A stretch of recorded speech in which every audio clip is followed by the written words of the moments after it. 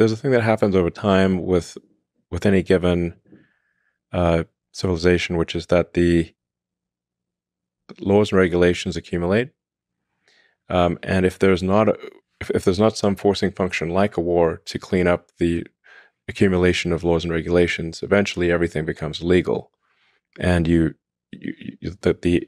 that's like the hardening of the arteries. Or a way to think of it is like being tied down by a million little strings, like Gulliver. You can't move. And it's not like any one of those strings is the issue. You got a million of them.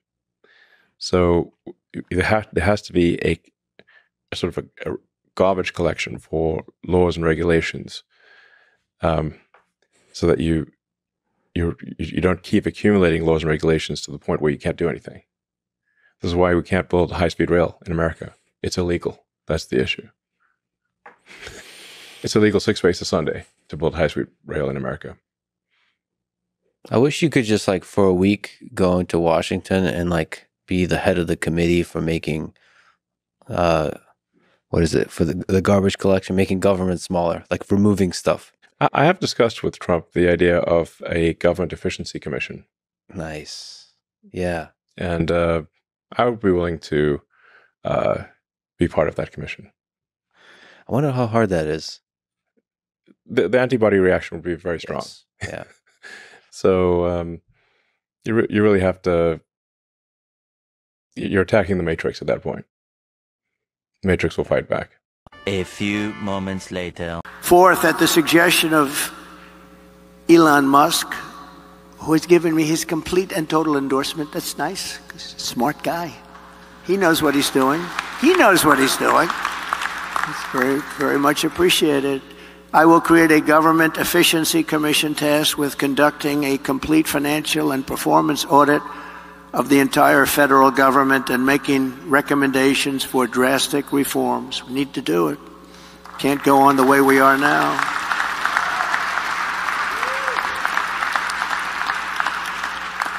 And Elon, because he's not very busy, has agreed to head that task force. Be interesting. If he has the time, that'd be a good one to do it. But he's agreed to do it. In 2022, fraud and improper payments alone cost taxpayers an estimated hundreds of billions of dollars. As the first order of business, this commission will develop an action plan to totally eliminate fraud and improper payments within 6 months. This will save trillions of dollars, trillions. It's massive. For the same service that you have right now, trillions of dollars is wasted and gone and nobody knows where it went. Further taming inflation and bringing prices way down. All right, guys, so we got to talk about a major announcement that former President Trump just made about his next administration and who may be serving in his next administration. And that's one of the things that I'm most excited about when it comes to the Trump administration part 2, okay, that I think a lot of people had issues with in the first Trump administration was the fact that Trump did not put the right people in place, okay? He was bamboozled by the warmongers, by the neocons into putting people in positions of power that weren't necessarily good people. This is something that Trump has admitted himself, which is something that I was actually surprised by because Trump, not too often does he admit that he actually made a mistake, but he recently came out and admitted that, yeah, I made a mistake in regards to the people that I put in charge in my first administration, and I'm going to correct that mistake. I didn't really know anybody in Washington. I was a New York person. I wasn't like a Washington, D.C. person. And all of a sudden I'm president and I'm driving down Pennsylvania Avenue with more police and motorcycles and military than I've ever seen before in my life. I said to my wife, do you believe this? I'm president. But I didn't know anybody in Washington. And I had to rely on people to give me names. And many were really good. I mean, Bob Lighthizer, I had great trade people. I had some great people. But I also picked people that, in retrospect, I wouldn't have picked. But now I know the smart ones, the dumb ones, the weak ones, the solid ones, the ones like you. I know the people. I know everybody, sort of like everybody. And we're going to have a great government. I didn't know. I had to rely on people to, I'd ask I don't want to use names because I don't want to embarrass. They're not bad people, but I'd ask people that were rhinos, who do you recommend for such and such a position? All important positions. And they'd recommend some people that were rhinos or something, or weak or not good. And you can already see that Trump is trying to correct that mistake because he surrounded himself with people that are a part of the neocon wing of the Republican Party, right? He surrounded himself with people like RFK, Tulsi Gabbard, and Elon Musk. And Trump is going further than just adopting Elon Musk's ideas, like, for example, to create a government efficiency commission. He's saying, I want Elon Musk to be the head of the government efficiency commission, right? Because we want to actually drain the swamp this time around. We want to get it done because the government is filled with waste, fraud, and abuse. That really is a waste of taxpayer dollars. And Elon Musk is an expert at that, right? Trump has realized that, hey, this guy Elon Musk is probably the most qualified person to lead something like this because look at what he did with X, okay, with Twitter. When he took over Twitter, it was very inefficient. Okay, there were a lot of jobs that people had that they should not have had. It was not a core job or function of the platform, okay? And he decided that, you know what? I am going to cut these jobs. The liberal media boo-hoo-whined and cried and claimed that Twitter would collapse. It wouldn't exist. But now, 3 or 4 years later, X is thriving with more features, okay, with more engagement, more users than ever before under Elon Musk, who has made the platform more efficient. And this is something that I would love to see Elon Musk do to the government, right? Kind of similar to what Milei has done in Argentina to their government. Ministerio de Turismo y Deporte, afuera. Ministerio de Cultura, afuera. Ministerio de Ambiente y Desarrollo Sostenible, afuera. Ministerio de las Mujeres y Género y Diversidad, afuera. Ministerio de Obras Públicas, afuera. Aunque te resistas. Ministerio de Ciencia y Tecnología e Innovación, afuera. Ministerio de Trabajo, Empleo y Seguridad Social, afuera. Ministerio de Educación, Adoctrinamiento, afuera. Ministerio de Transporte, afuera. Ministerio de Salud, afuera. Ministerio de Desarrollo Social, afuera. Se acabó el curro de la política. ¡Viva la libertad, carajo! And of course, MSNBC, they're having a full-blown meltdown. They're losing their minds over the idea of Elon Musk working for the next Trump administration, something that Elon has said that he already is looking forward to do if the opportunity arises. Foreign interference in American elections, something we've all been on the lookout for since 2016. But there's also like a really disturbing information environment in America right now, domestically in this campaign year, that has nothing to do with illegal foreign interference. In fact, it's American as apple pie, a long tradition of extremely rich, real right-wing cranks, from Henry Ford to H.L. Hunt. The world's richest man, Elon Musk, is trying to control American politics. He talks to Donald Trump several times a month, according to reporting in the Wall Street Journal.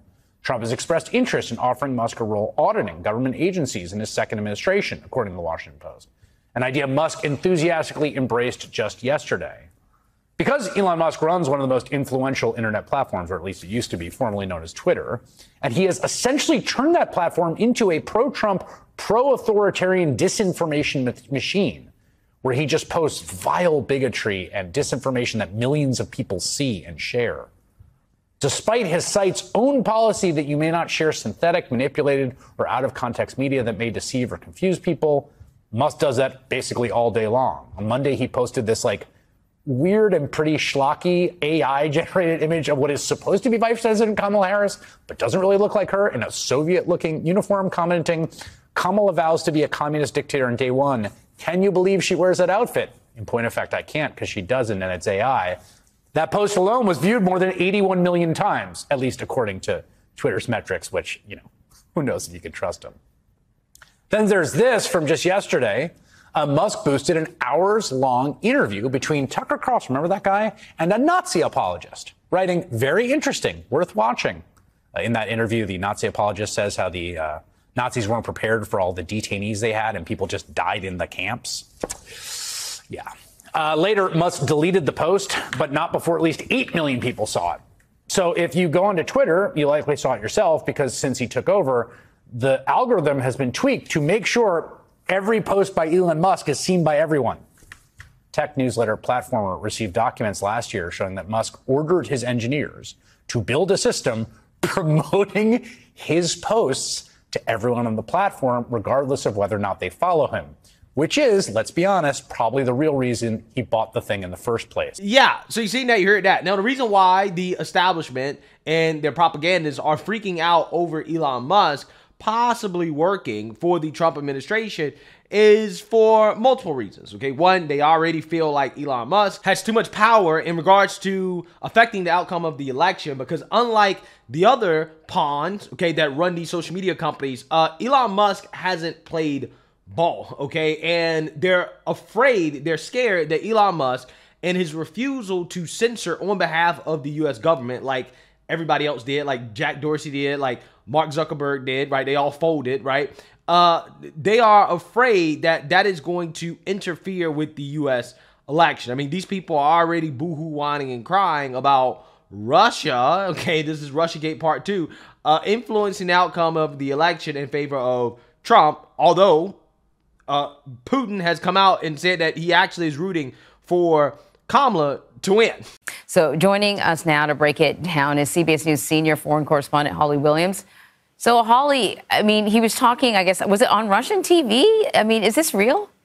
I don't know if he's for real, Anne-Marie, because I don't know what's going on inside Vladimir Putin's head. But look, viewed from one perspective, maybe it's not that surprising. Back in February, Putin said that in terms of Russia's interests, President Biden was actually preferable to former President Trump because he was more predictable and old school.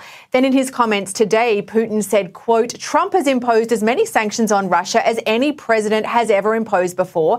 And if Harris is doing well, perhaps she'll refrain from such actions. So, you know, maybe President Putin is for real. And then yesterday, the Justice Department filed charges against 2 employees of a Russian state-controlled broadcaster over an alleged $10 million scheme to produce content for U.S. audiences with hidden Russian government messaging. The Attorney General said yesterday that Russia's preferences in this election have not changed from the preceding election. Disinformation and propaganda experts who I've spoken to have said that the overarching goal of Russian disinformation is not really about one candidate in one election. Instead, it's about undermining the trust of American people in democracy, in their country's institutions, and in each other. In other words, it's about making America a more divided and polarized country. Yeah, so don't you guys just love how the mainstream liberal media, while they're boohoo whining and crying about Russia trying to interfere in our election, how Putin openly admits that, I kind of want Kamala to win, right? I would much prefer Kamala than Trump, which goes directly against the narrative, okay, from the mainstream liberal media, which is that Trump is Putin's preferred candidate because Trump is a puppet of Putin, right? It seems actually to be the exact opposite in the sense that Kamala Harris is somebody that Russia sees as a presidential candidate, a potential president that would further divide this country, okay? And a divided America is a weak America, right? And obviously, Russia understands that. But according to the so-called disinformation experts, okay, Elon Musk is actually a bigger threat to our national security than Putin because Elon Musk can't be controlled as easily as some of these other big tech billionaires, and he is allowing free speech, which is in direct opposition to helping Kamala Harris become president of the United States. Yes, like actually. That too, yes, no, yep. And Tesla is hugely important to have a U.S. national champion in the green energy revolution. The renewable battery technology is, a huge part of the U.S. leadership in the climate change transition. One of the reasons that they viewed him as a huge hero up until, he became a free speech advocate. And so, I mean, I don't think I can say it any better than one of the writers from the National Endowment for Democracy, the very CIA cutout that we've talked about, dozens of times now in this dialogue, which is that one of the writers from the National Endowment for Democracy wrote just a few months ago that Elon Musk is a greater national security threat to the United States than Russia. This is a few months ago, this is post-outbreak of the war. This is in 2024. And that Elon is a greater threat to the United States and U.S. national security than Russia, because his proximal impact on U.S. politics and allowing opposition political movements to rise will cause changes in U.S. government that are more likely to make us lose the war on Russia than Russia itself. It's the same thing NATO said in 2017. He said, though, we're in a pickle because the U.S. government is so dependent on Elon's properties. And so, basically called for a kind of death by 1,000 paper cuts type strategy. And this is what we're seeing. And wrote this in public? Yes. You can look it up. This is this is national. I believe the author of it was a man named Dean Jackson, is a current or former National Endowment for Democracy fellow. He's a part of this whole censorship industry apparatus that I've talked about that is done through the Whole Society Network.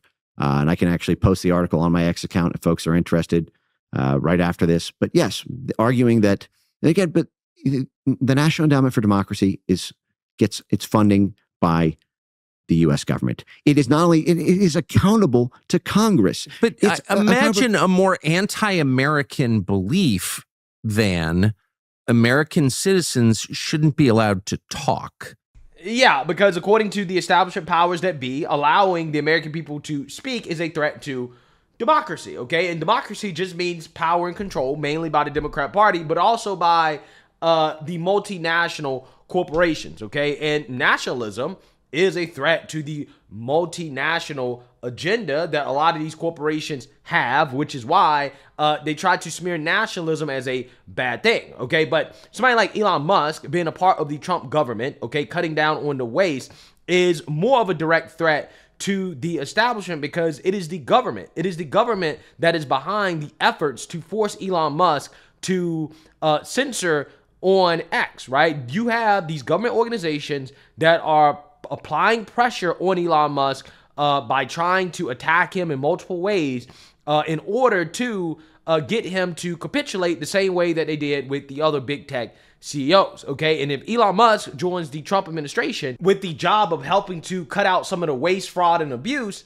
then that is a serious threat to the power of the government to continue to try to force people like Elon Musk to play ball, right? So again, that is what's going on here, right? Elon Musk is probably salivating at the idea of having some say in going after the same government entities that are trying to go after him, that are in direct opposition to the founding ideals of this country, that are in direct opposition to our republic, that are in direct opposition to civil liberties. Yeah, these are things that scares the government, right? And you have the mainstream liberal media freaking out about it because they are an arm of the government and they're basically trying to smear Elon Musk as an evil, bad man when in this case, Elon Musk is actually on the right side of history. Again, it's funny how that works. Liberals loved Elon when he was silent and making electric cars and basically a liberal. But now that he's standing up for real liberal values, again, like free speech, all of a sudden, they hate Elon Musk, right? He's a threat to democracy. Again, it's amazing how that works. So let me know what you guys think. Make sure you like, comment, and subscribe. Most importantly, share a Black conservative perspective. Peace.